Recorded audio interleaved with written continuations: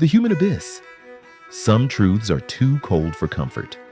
We explore the hidden mechanics of human behavior, power, manipulation, emotional detachment, and the philosophy most people are afraid to face.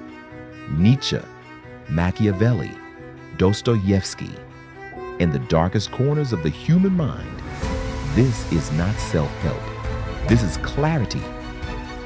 Nietzsche called them the herd, not an insult, a diagnosis. The herd is made of men who inherited their beliefs from their parents, their culture, their religion, and never once stopped to ask, is this actually mine? They work jobs they hate to buy things they don't need to impress people they don't respect.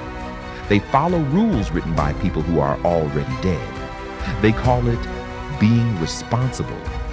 Nietzsche called it slavery with a smile. The herd doesn't think, it reacts. It is moved by fear of standing out, fear of judgment, fear of being alone. And the most dangerous part, the herd is comfortable. That comfort is the cage. Nietzsche introduced a concept that most people misunderstand: the will to power. This is not about dominating others. It is about dominating yourself. It is the drive to become more than you are, to push past the limits that society, fear, and comfort have placed on you. Most men never activate it. They suppress it with alcohol, with distractions, with relationships that ask them to be smaller. They trade their power for approval. And approval, Nietzsche warned, is the most addictive drug ever invented, because it feels like love, but it is a leash. Every time you change your behavior to make someone else comfortable, you lose a piece of yourself. Every time you silence your truth to avoid conflict, the herd wins. God is dead. Perhaps the most misquoted line in all of philosophy. Nietzsche was not celebrating. He was warning.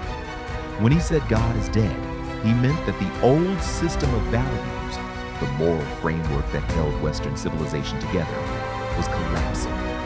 And in its place, nothing. Most men fill that void with whatever is easiest: social media, outrage, ideology, tribes, anything to avoid confronting the terrifying truth. You are responsible for creating your own values. There is no rule book handed down from above. There is only what you decide to stand for and what you are willing to suffer for. The man who cannot face that emptiness will always be a sheep. The man who can becomes something else entirely. Nietzsche's most chilling prophecy was the last man. The last man is the end product of a society that values comfort above everything else. He does not create. He consumes. He does not lead. He follows trends. He does not love deeply.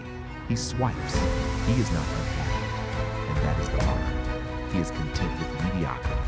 He has blinked, Nietzsche's word, blinked away everything that made life meaningful. Risk, passion, struggle, greatness. Look around.